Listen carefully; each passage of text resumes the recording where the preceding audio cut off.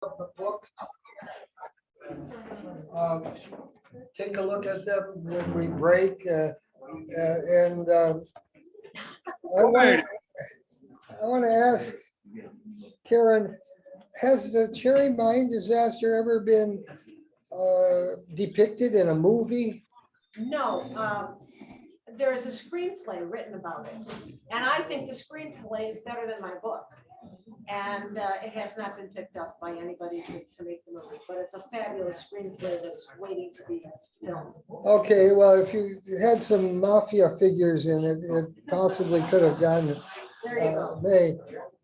Yeah, well, that shows again, there is a perception in the publishing world, and it's probably too true, that Italian Americans don't buy books about themselves in the way that other ethnic groups, Jews, African American, things on.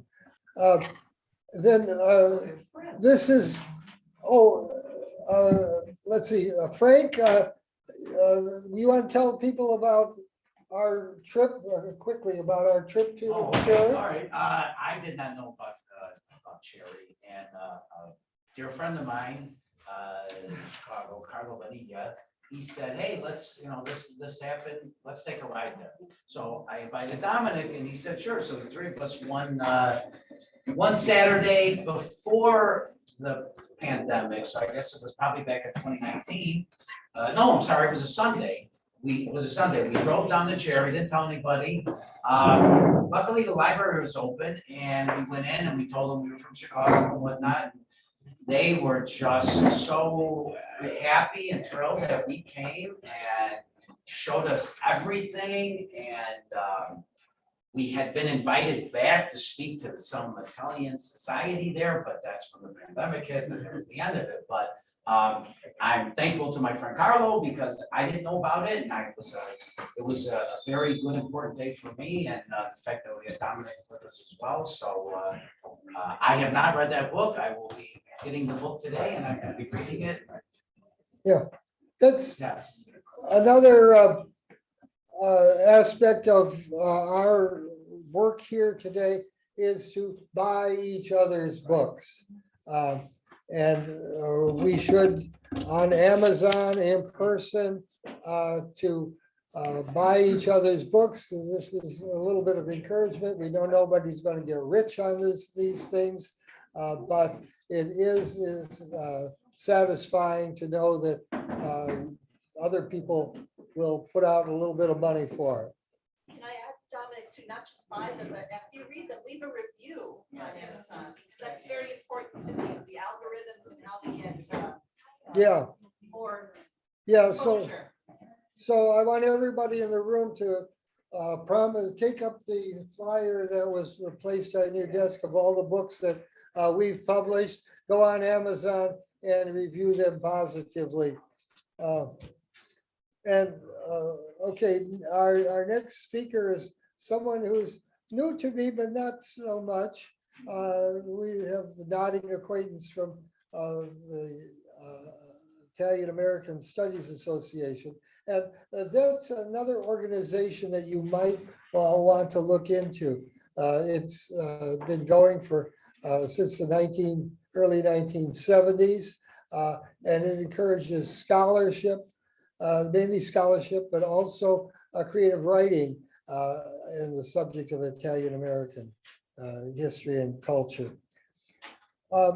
Christina Marrocco is a professor at Elgin Community College, and she has written Addio and The Love Monster, and she also she focuses on the kind of family events that of Italian Americans in the U.S. What location do you focus on? My family's from Melrose Park and from Taylor Street, so around here. Okay, she's got her credentials. Anybody who survived those can write about it with authenticity. So I'm pleased to present Christina Tia, as she's known, Marrocco.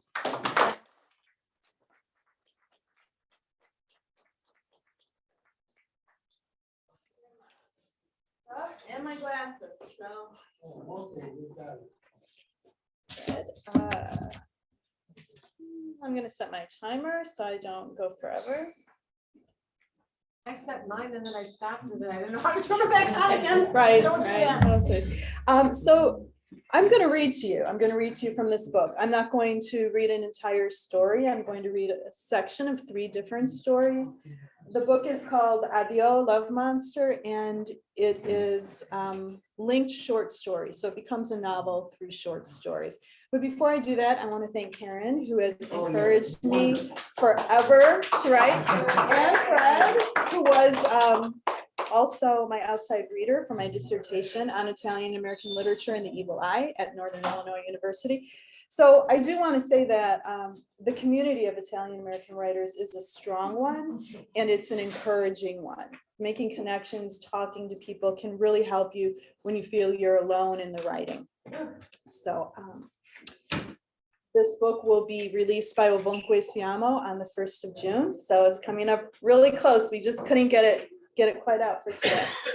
The first portion I'm going to read for you is actually the very beginning of the book, and it is from the short story called A Professional Mourner's Birthday Party. And I do need these. Giuseppe Millefiore's bottom lip pooched out like the spout of a chipped fountain in some Sicilian courtyard, chiseled into being long before people became so lazy in the head, before they understood life only in dull absolutes of good and bad, young and old, sinner and saint. Giuseppe had been made when the sacred and the profane still rode the same horse. Hers was a lip made for kissing everything from broken fingers and the tender heads of newborns to the cheek of a corpse and the hem of a priest's frock. A thin brown stream trickled from this pooched lip into a rivulet that ran down her chin and finally seeped through her quilted housecoat, then to her silk undershirt, and finally to her skin. It was the juice of snuff, a delightful product she'd used for decades, but which now sometimes caused her to dribble like a grasshopper. And yet she sat regally before her half-open living room window, catching the breeze. Her features and the skin pulled over them were resilient enough to carry old age with apparent indifference.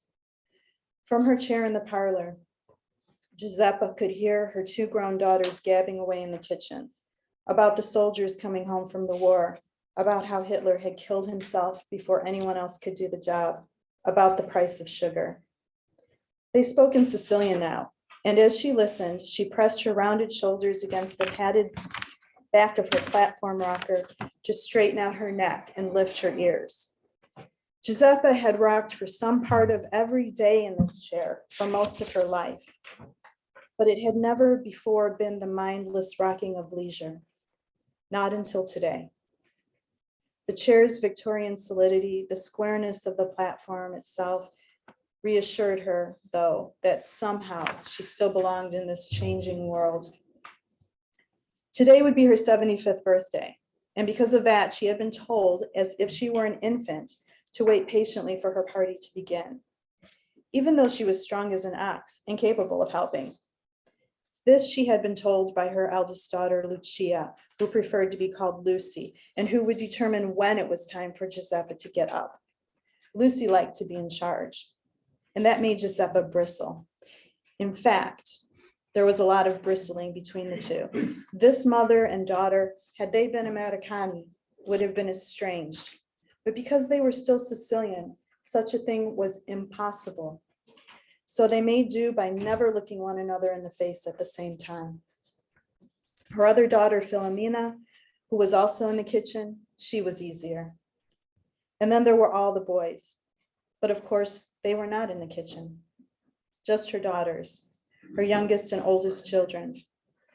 Giuseppe thought about that, how girls, her girls, were like the clasps at either end of a long rope of beads, which held her 6 sons.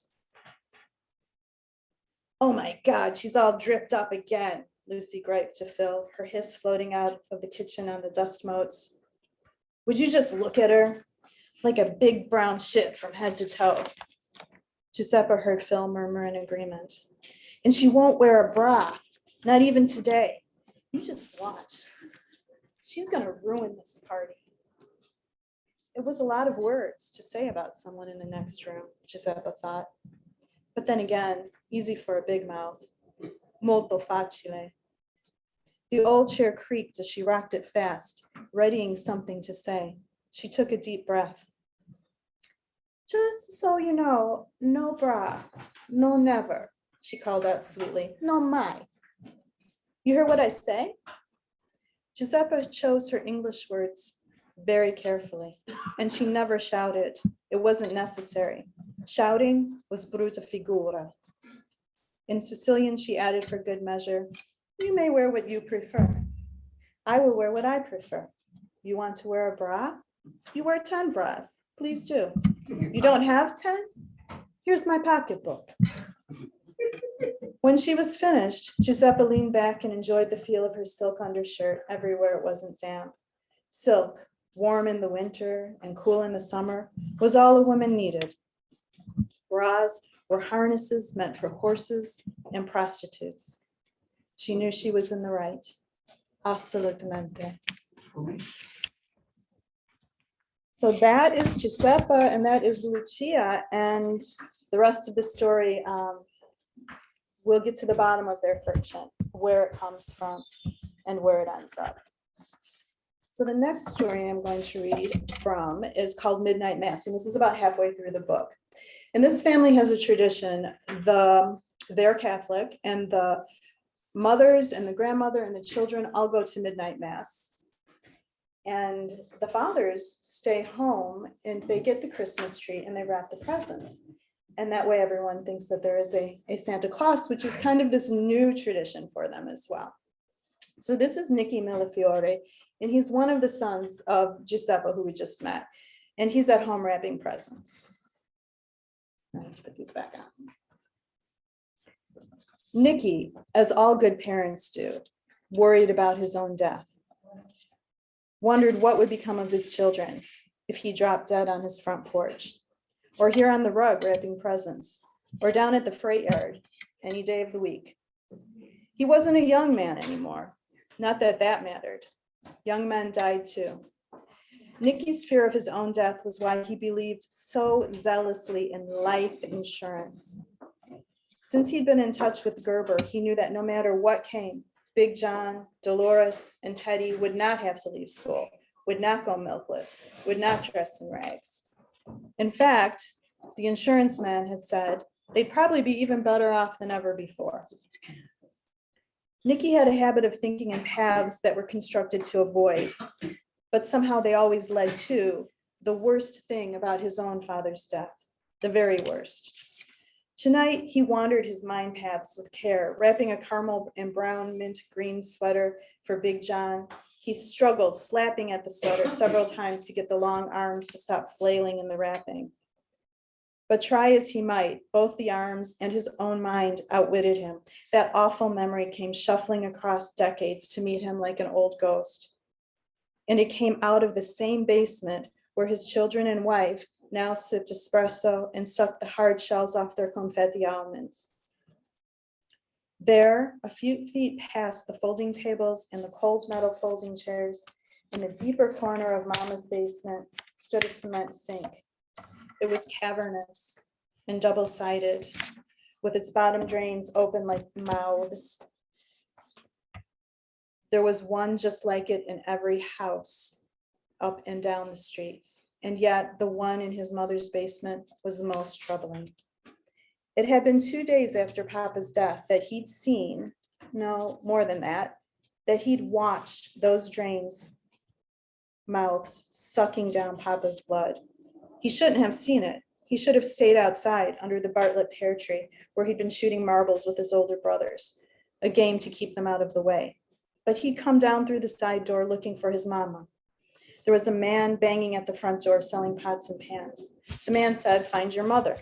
And even though they'd been told to stay outside all afternoon, Nicky thought he'd better go find her.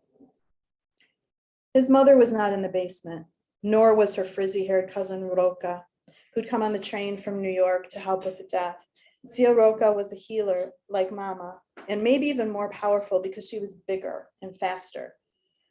No, Mama wasn't there, nor Zia Rocca, nor was the funeral director from Zimbardo's funeral company, who'd come with his black bag to talk to Mama about the arrangements and to sip coffee while Mama stared at the wall. There was no one, it seemed, no one at all in the basement. But when Nicky stepped further into the cool space, he saw his papa strapped to a board that hung low from the ceiling, angled and grooved like a carving board. And from that board, his blood seeped and drained into the great awful sink with little intermittent gurgles. The same sink his mama used to drain chickens and ducks or to wash sheets. Papa was naked and horribly dead. And still, it was Papa, much worse than he'd been on the porch. Nicky screamed, but he didn't run away or even back away. Yes, he was sure he must have screamed because very soon Zia Rocca came banging down the stairs and tried to drag him away, slapping him all the while. But Nicky was like a bag of cement, and she only moved him inches at a time. You, she yelled in Sicilian, you are not to be here. When he still wouldn't stop screaming, one of Zia Rocca's big meaty hands came around his head and covered his mouth, and the other pinched his nose shut. He'd felt sucked inside himself like he'd swallowed all his father's blood, and then everything else in the basement, all four of the cement walls, the Formica countertop, the stove for canning, the cement sink, and Papa's naked body, especially his terrible dead penis, his blue toes, his still strangely human belly button. All these things seemed rolled up in him like a lump of coal, gritty and cutting and globular and shiny. It has to be done, Rocca hissed. That's life, and that's death. And that's why you don't open doors you're told to stay away from. God damn you. That's why you stay under the pear tree. Now get out before the mortician comes back. Nicky had found his feet then and ran from the basement, but he hadn't returned to the game of marbles. And he lost his cat's eye and his conqueror that day because of it. Instead, he went to the alley and kicked at the pea gravel there. He kicked at it until well after dark. So that is what I'm going to give you from this story. And the rest of the story will deal with how Nicky deals with or doesn't deal with the loss of his father and what he witnessed as a child. And then let me check that. Oh, we're doing good. All right. I don't want to leave you with that one because it's a tough story. Yeah. It's a hard story, right? This one's a little easier. This is called To the Moon, Santina. This is the second to last story, I think, in the collection. And Santina Prosperino is a teenage girl. She's graduating high school, and she would really like to become an astronaut. She is at the top of her class. She's very, very smart. And so here we go. 7 hot dogs, dressed in mustard and relish and studded with sport peppers, crowded side by side at one end of the sturdy cardboard box Santina Prosperino carried home from the Busy Bee over on 17th. Paper packets of fries pointed up from the other end of the box, like a wave. As she hurried up from 17th and around the corner to Singer, these are fictitious streets, so don't. The smell of her food rose from the box and fell away behind her, layering with all the other smells of Mulberry Park, donut grease from Cream Crunch, fully leaded gasoline from the corner station, diesel from the buses, roaring away to Melrose Park, Stone Park, Oak Park, Chicago. Vinnie Straglamiglia drove by and waved at her. The Beatles, 8 days a week, drifting from his wide open windows. Everyone knew Vinnie Straglamiglia sat on phone books so that he could see out the windshield of his 57 Ford. And everyone understood those phone books made it harder for him to reach the brakes with his short legs. So Santina waved and stepped further into the sidewalk. She wasn't about to be run down. especially not today when she carried not just a box of hot dogs and a book bag, but 3 very official envelopes in her coat pocket. And these are the envelopes for her acceptance to college. Her lips practiced words designed around those envelopes, designed around convincing her parents to allow her to make her own way. The words left her lips in time with her footsteps, a march, a waltz, a march again. She rubbed her throat to push her heart back down from where it had flung itself, high and bursting. I'm going to skip ahead a little bit.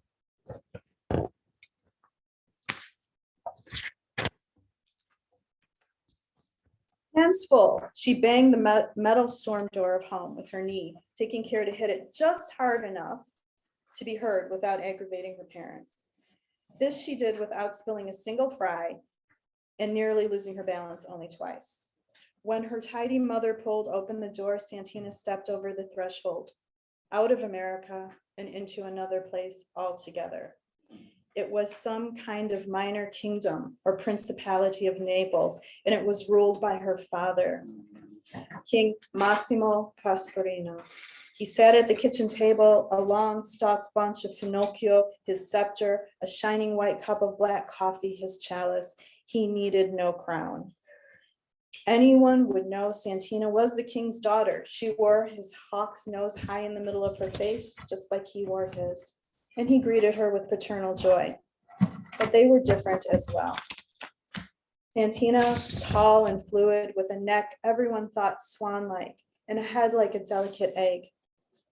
Massimo, square as the sponge that rested on the countertop. His big head simply more of his overall square. He was the squarest king in the land. Yet, a king need not be graceful. And what Massimo Prosperino lacked in grace, he made up for in dogged affection and protection, which he heaped generously upon his family, saving them from countless missteps over the years. Of this, he was quite certain. Let's skip ahead one more time.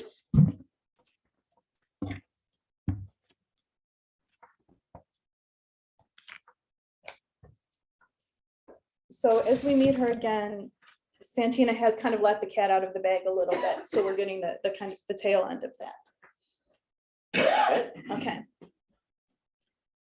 Santina had never told either of her parents about her need to go to the moon because she knew they wouldn't understand.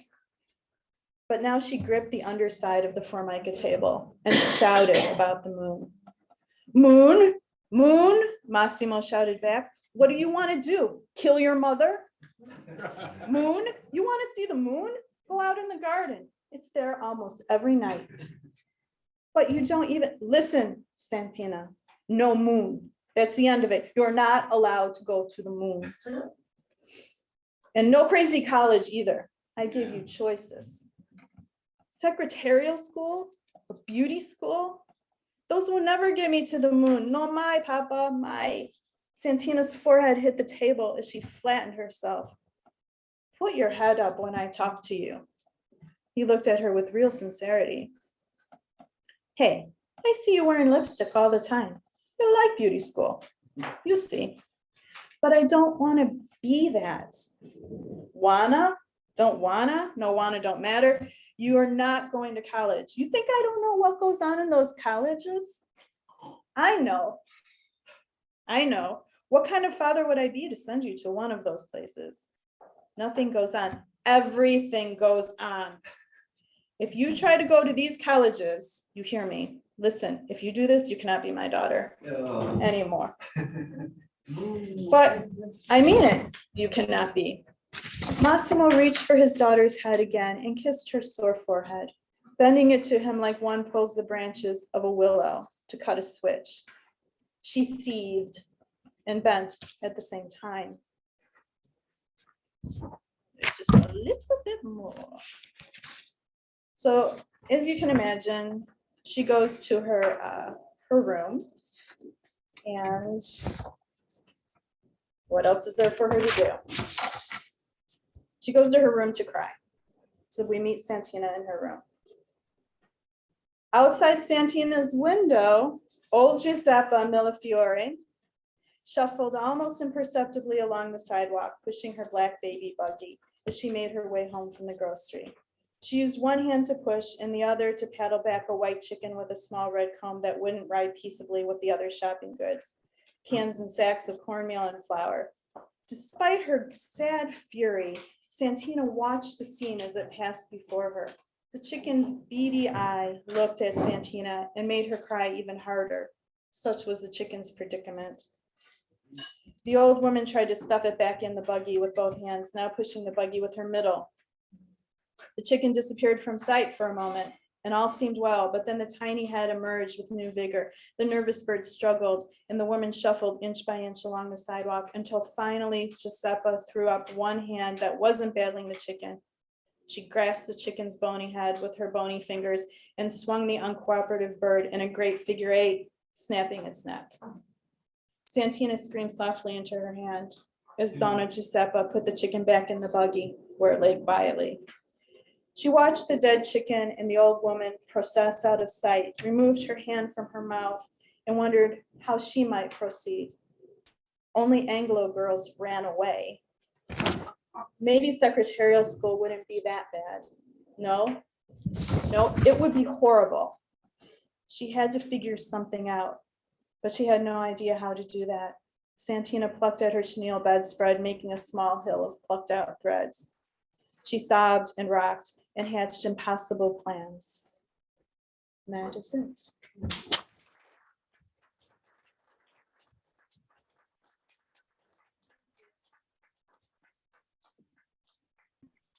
I hope that everyone will read the book and find out what happens with Santina. The stories are from 1945 to 1965, so that last story will be about 1964, 65. A lot of times the characters are also casting their minds back in time to their memories, as Nikki did with the memory of his father. Probably died about 1920, 1925 in that era. So, yeah. When will the book come out? June 1st with Ovunque Siamo. So